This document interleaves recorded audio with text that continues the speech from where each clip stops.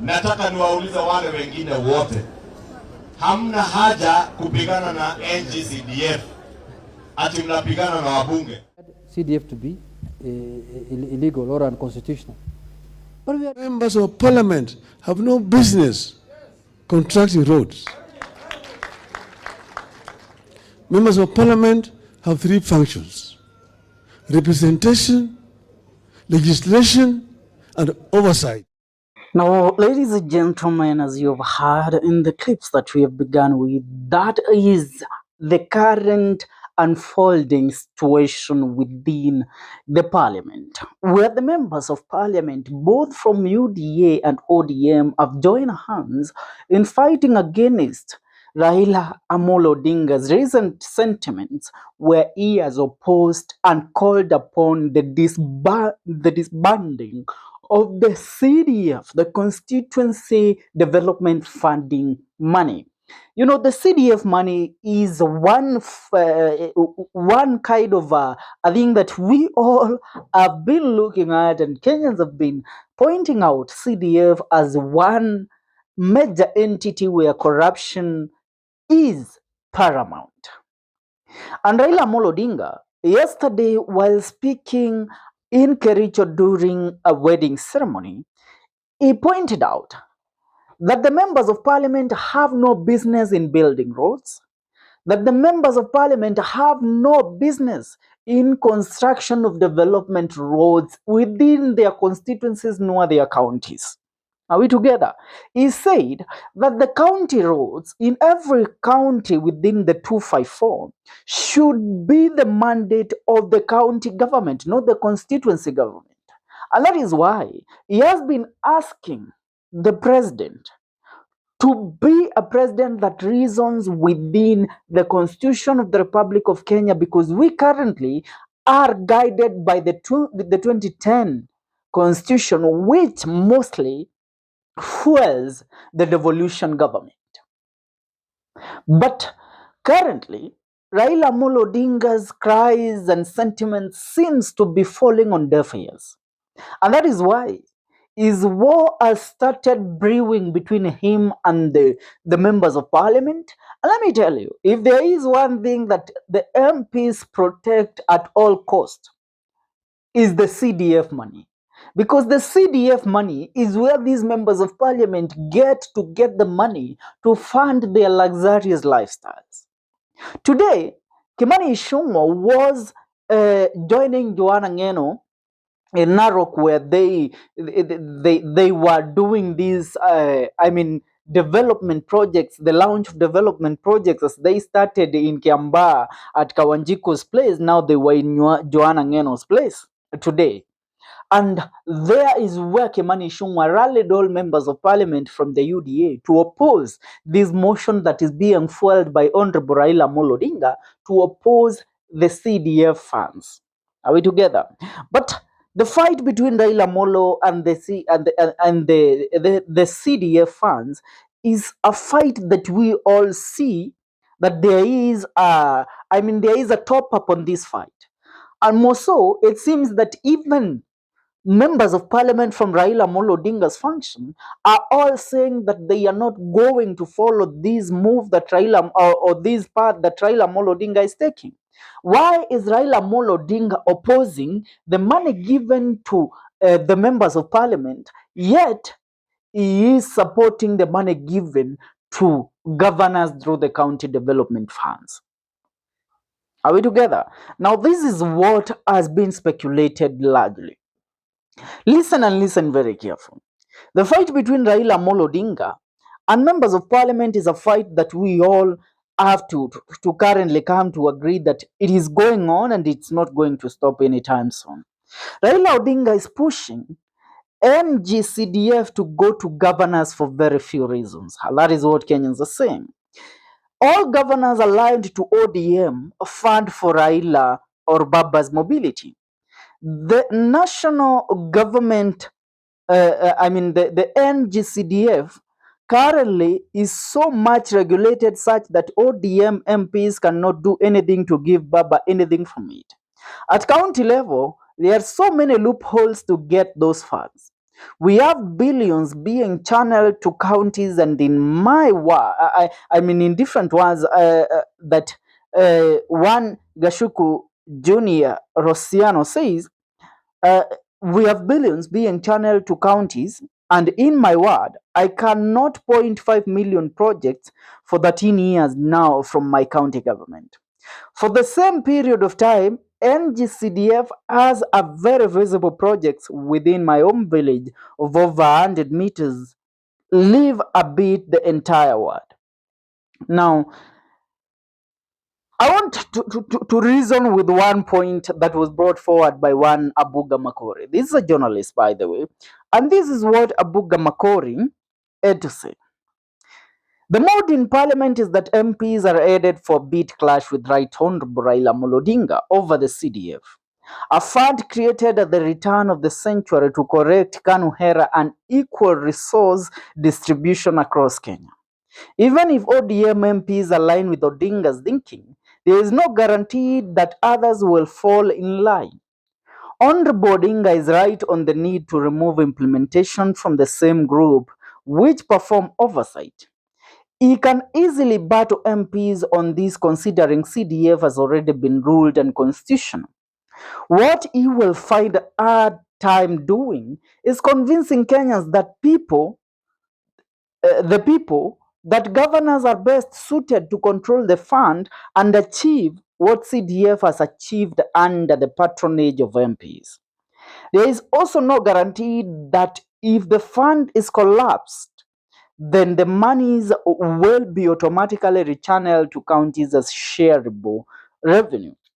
Most constituencies receive between 100 million to 150 million. This is a very measly allocation compared to the billions that counties receive. Remember, every county receives about 450 billion. Currently, it has been cut to 4 or 5 billion. Where MCAs, mere flower girls to governors, MPs will become flower girls too. Now, removing this money from MPs and giving it to governors will create a dependency akin to what's happening in many counties across Kenya, where MCAs, as we have said, have become mere flower girls to governors, while MPs will become flower girls too to the said governors. So the MPs won't be independent. You know, there is no fight that you always see between MPs and governors. But the fight between MCAs and their governors is always there because of this money, because the MCAs get the money to fund the development in their wards from the county government, not from the national government. Now, the manner in which CDF reaches the people of Kenya is not broken. There is no need to fix it. What is broken is the manner in which county funds reach wards. There is no need to fix this, yet there is silence here. Removing CDF or merging it with county funding will not strengthen devolution. The mediocrity and incompetence being witnessed across counties is reason enough to avoid this route. To force a type of democracy that is not rooted in the lived realities and experiences of a people is to ape foreign concepts without localizing them, which is a recipe for chaos. Those advising the helmsman to pursue this route are misleading him. This war is about to wage is unnecessary, and worse, he is likely to lose it. That is one Abuga Makori. I mean, a very big support of Raila Odinga. But let's all come back to the table and reason. Let's come back to the table and reason. Honorable Raila Odinga started a war, and this war is a war between the members of parliament and him, where he, Raila Odinga, is foiling for doing away with the CDF, because he claims that the work of the members of parliament is to oversight, not to implement. I mean, their work is to pass laws and bills, but not to come up and try implementing some certain policies. Are we together? you know, the reason why Raila Odinga is claiming this, and the reason why I can back Raila Odinga on this, is because when I sit back and look at how the CDF money is being used in different county, in different constituencies all over Kenya, this money is being used for enriching these members of parliament. Most of this money is not used for development. I mean, when you look at the CDF, an MP gets about 150 million every year, every financial year. Out of that 150 million, the MP only channels about 20 million to development. The other 140 million, they pocket that amount of money. Only a few MPs that we can pinpoint that have used, I mean, half of the money that they are given. People like Didi Nyoro, people like Babu Owino, Peter Salasia, Gathoni Wamushomba. Those are the few MPs that we can point out. Some other members of parliament, they only get this money to live luxurious lifestyles and to fund their girlfriends' trips to Dubai. I mean, Raila Odinga has something here. But where Raila Odinga, where we all look at Raila Odinga and come into the conclusion that this is not best for Kenya, is when we receive intel that Raila Odinga always receive some certain money from his governors all over the country. All ODM governors pay a certain amount of money to Raila Odinga on monthly basis. So when the MPs regulate money reaching the counties and Raila Odinga does not get his share, then Raila Odinga comes out of the cocoon to fight these members of parliament. Now going forward, I want to read this from one Asili Kuchaba, who says, I echo Raila Odinga's sentiment.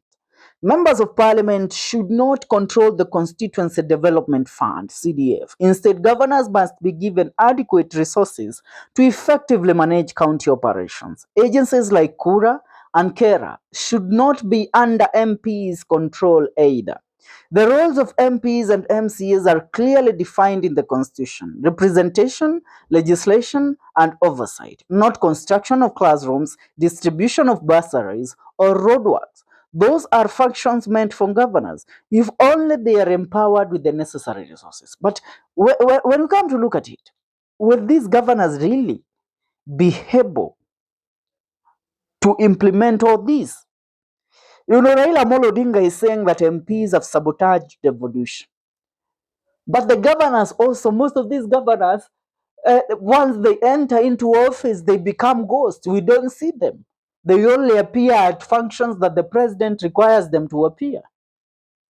Are we together? I want to read a message from one Robert Alai in regards to the fight that Raila Odinga started with members of parliament on matters CDF.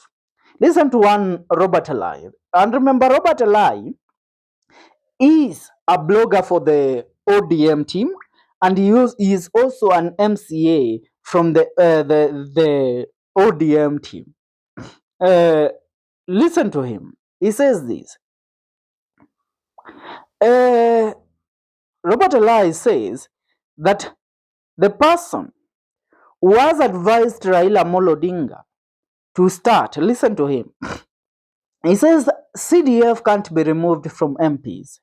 Allowing MPs to oversee CDF projects is what brings some sense of equality to Kenyans. Anyone luring Baba Raila Odinga to fight CDF is luring Baba Raila Odinga to get the bad side of the people of Kenya. This is a war which will make Baba hated by the people. Huh? Now you hear? They have started drawing lines, even those affiliated to Raila Odinga. I saw the sister to Raila Odinga, Ruth Odinga, the other day saying that CDF can never be controlled and can never be taken away from the people from the members of parliament, which is something contrary to what our brother Raila Odinga is currently advocating for. Same thing, we have seen Junet Mohammed begging that CDF can never be done away with and shouldn't be touched. They have told Raila Odinga, once you touch CDF, then you are going to lose all of us. What is your take on this? I want to hear your comments in regards to this. Leave a comment in the comment section. See you in our next video. This is the Kenyan Daily Report.